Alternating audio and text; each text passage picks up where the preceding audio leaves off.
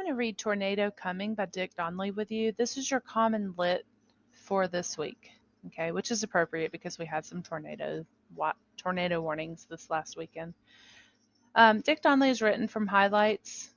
It's a magazine that you can get. I used to get them whenever I was little, and they had like stories all in them and then activities that you could do. And so he writes short stories for Highlights. And in this short story, a boy must act quickly when he hears a tornado warning.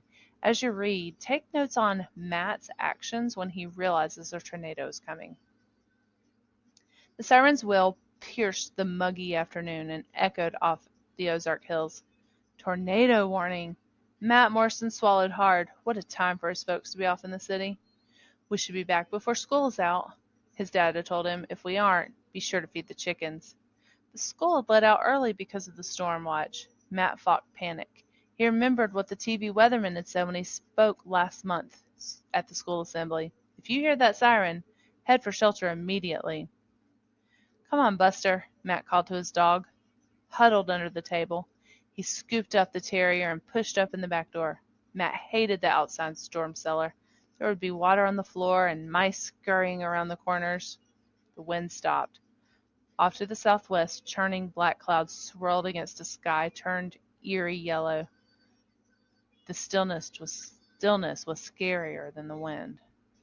Buster whined and struggled in Matt's arms. Steady, boy. Matt tugged the open, heavy cellar door with one hand. To the west, a ragged corner of cloud swooped lower. Dust flew up to meet it. The breeze returned to rattle a loose shutter on Mrs. Laney's house just up the road. Mrs. Laney? Should he check on her? But what could he do? With her arthritis, she probably couldn't walk down the storm cellar in time.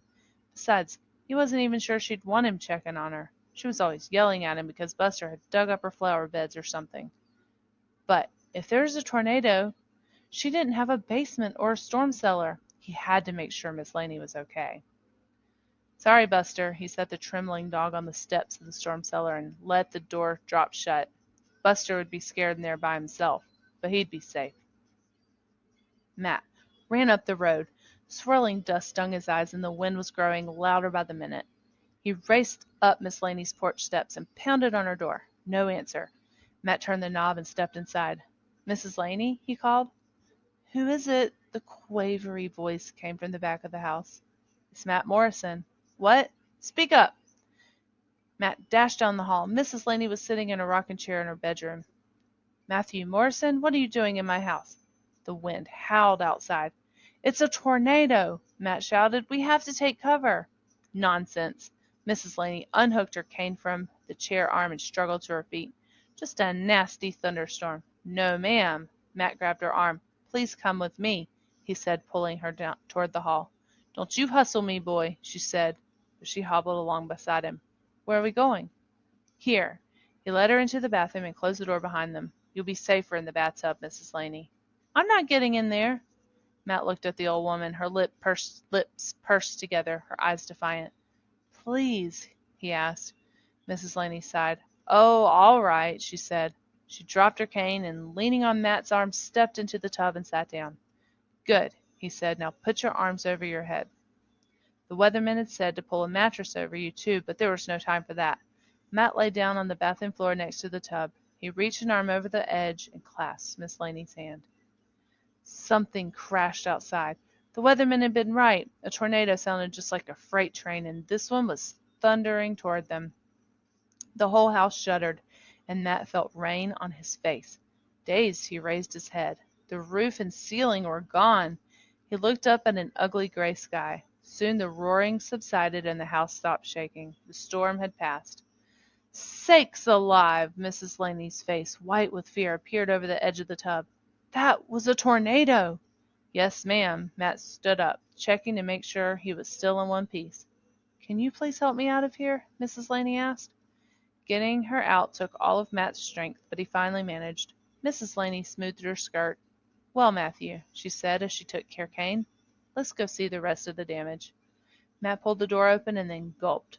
The big old pin oak on the side of the west of the house had fallen squarely across the bedroom, smashing both the bed and Mrs. Laney's rocking chair.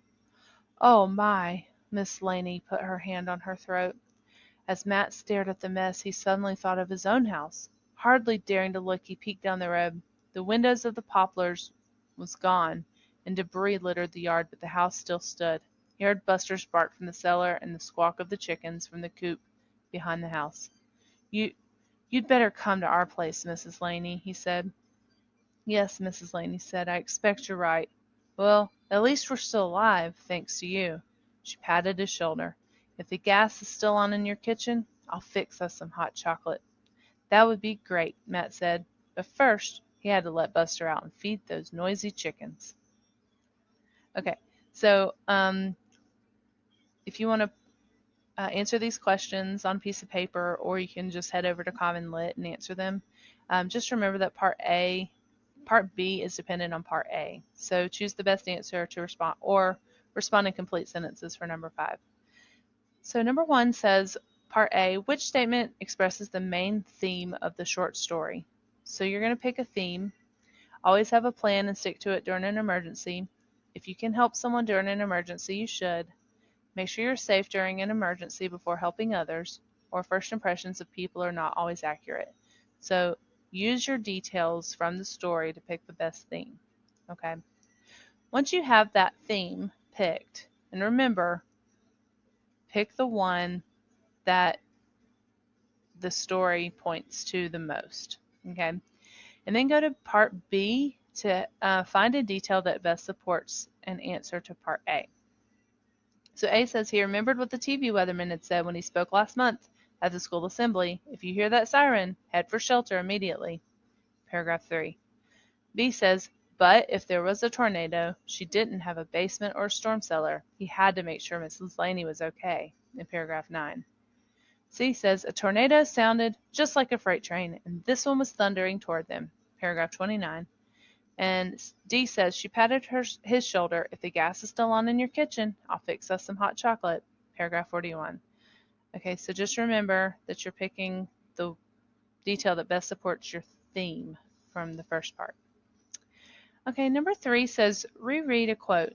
A tornado sounded just like a freight train, and this one was thundering toward them. Paragraph 29.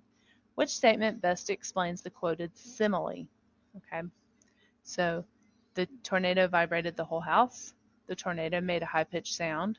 The tornado was wild and out of control. Or the tornado made a loud rumbling noise. Number 4 says, what do paragraphs 8 and 9 contribute to the structure of the story? So you're going to need to go back to paragraphs 8 and 9. Okay, so there were a lot of paragraphs. They were really short. So here's paragraph 10. So I can tell that 8 and 9 is the 2 before that. Mrs. Laney, should he check on her? But what could he do? With her arthritis, she probably couldn't walk down to the storm cellar in time. Besides, he wasn't sure if she'd even want him checking on her. She was always yelling at him because Buster dug up her flower beds or something. But if there was a tornado, she didn't have a basement or a storm cellar. He had to make sure Mrs. Laney was okay. So to paragraphs 8 and 9, how did they contribute to the structure of the short story? A, they present the moment that Matt decides he needs to help Miss Laney. B, they stress how dangerous the tornado is going to be. C, they introduce Mrs. Laney to someone Matt deeply cares for. Or D, they reveal how afraid Matt is to go out into the storm. Okay, so pick the best answer that helps that of what paragraphs 8 and 9 contribute. What do they contribute to the story? And then lastly, number 5, why do Matt and Mrs. Laney have different reactions to the storm? Okay, so remember, Matt's reaction to the storm was listening to the weatherman say get to safety, but then her reaction was nonsense on paragraph 20. It's just a nasty thunderstorm. Okay, so you might want to read a little bit around here and tell me, why do you think that their reactions were different to the storm, and use some text evidence to answer your question. Okay, let me know if you have any questions, and have a good day. Happy reading.